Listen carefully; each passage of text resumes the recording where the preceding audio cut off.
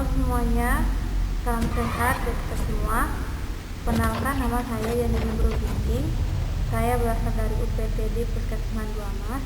Saya angkatan 5 kelompok 1. Saya adalah CPNS 8 Tengah tahun 2021 yang bekerja sama dengan PSDM Sumatera Utara dan PSDM Tengah. Hari ini saya akan mempresentasikan tentang map komitmen itu yang pengampu materinya oleh Ibu Yamnur Mahlia SST Kes.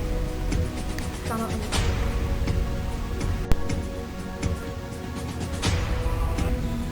Nilai dasar komitmen mutu ada 4. Yang pertama, efektivitas pelayanan. Itu contohnya adalah menyelesaikan tugas sesuai tupoksi dengan penuh tanggung jawab dan mengerjakan tugas dengan tepat waktu. Yang kedua, efisiensi layanan. Contohnya adalah tidak boros menggunakan sumber daya di kantor, tidak menggunakan peralatan kantor untuk kepentingan pribadi. Yang ketiga, inovasi layanan. Itu contohnya adalah belajar mengenai teknologi yang dapat mendukung kegiatan dalam pekerjaan. Yang keempat, mutu pelayanan. Contohnya melakukan evaluasi mengenai tugas yang sudah diberikan dan sudah yang dikerjakan. Nah, tentang komitmen mutu. Komitmen mutu ini memiliki 4 hal yang menjadi dasar, yaitu efektivitas, kedua efisiensi, yang ketiga efisiensi, yang keempat perlu. Yang pertama adalah efektivitas. Efektivitas menunjukkan tingkat tercapaian target yang telah dilaksanakan, baik menyangkut jumlah maupun mutu kerja.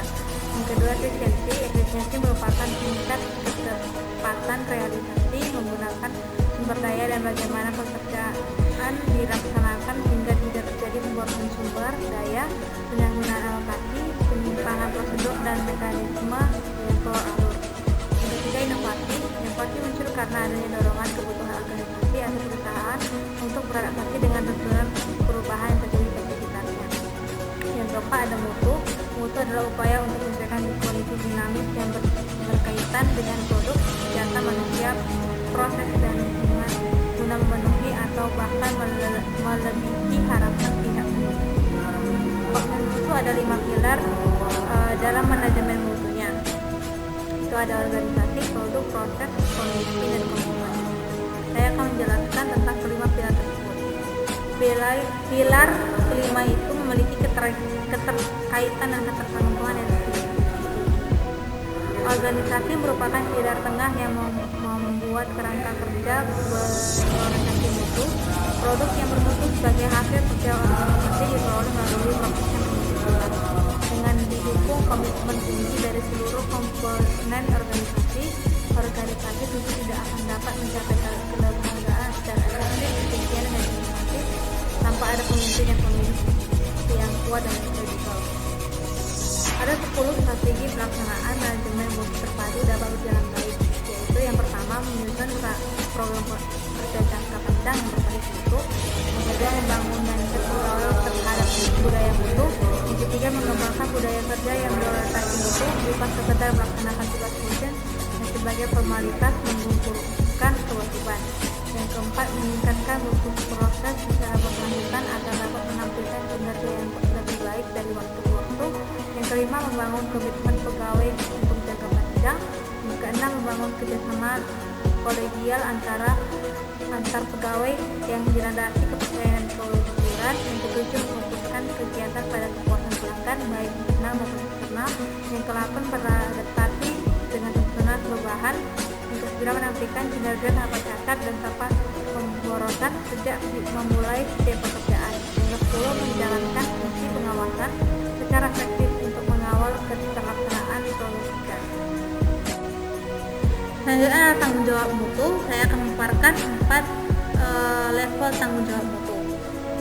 Yang pertama, letak pada puncak atau corporate level, itu memikul tanggung jawab atas mutu layanan instansi secara keseluruhan, termasuk untuk target mutu jangka panjang, sehingga dapat digunakan untuk membangun citra kelembagaan dan keunggulan bersaing.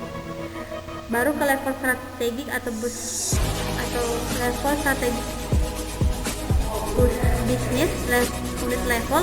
Tanggung jawab mutu berkaitan dengan penetapan diversifikasi mutu pada setiap unit kerja sesuai dengan target masing-masing. Selanjutnya, level fungsional berhubungan dengan tanggung jawab atas mutu yang dicapai pada setiap unit kegiatan layanan yang diberikan di unit pendukung. Sedangkan pada level unit dasar berhubungan dengan tanggung jawab mutu pada setiap aktivitas koleksi rencana aksi yang dilaksanakan di masing-masing unit kerja.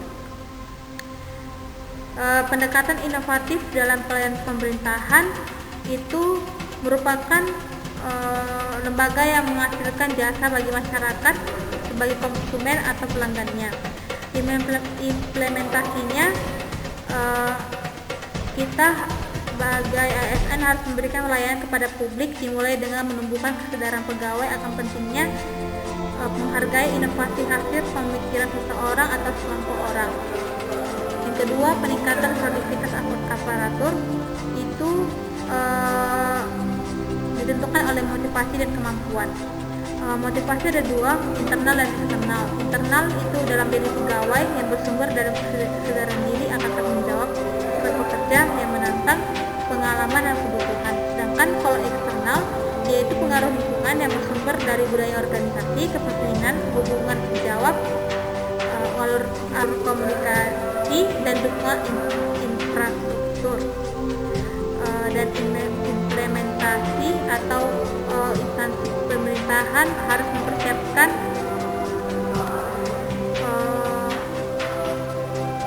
cara untuk meningkatkan produktivitas PNS-nya. Sebagai contoh, meningkatkan kompetensi, motivasi, penegakan disiplin, serta pengawasan secara profesional untuk mengawal kinerja PNS agar tetap berada di jalur yang tepat, tidak melakukan penyimpangan. Kita selanjutnya ke komitmen mutu dalam penyelenggaraan pemerintahan. Yang pertama adalah dasar komitmen mutu dalam melaksanakan tugasnya dan fungsinya. Sebagai ASN, kita harus memiliki dan dilandasi oleh kesadaran tinggi untuk memaknai esensi komitmen mutu dalam memberikan pelayanan publik sesuai dengan ketentuan peraturan perundang-undang. Yang kedua, komitmen mutu dalam pelayanan di tempat kerja.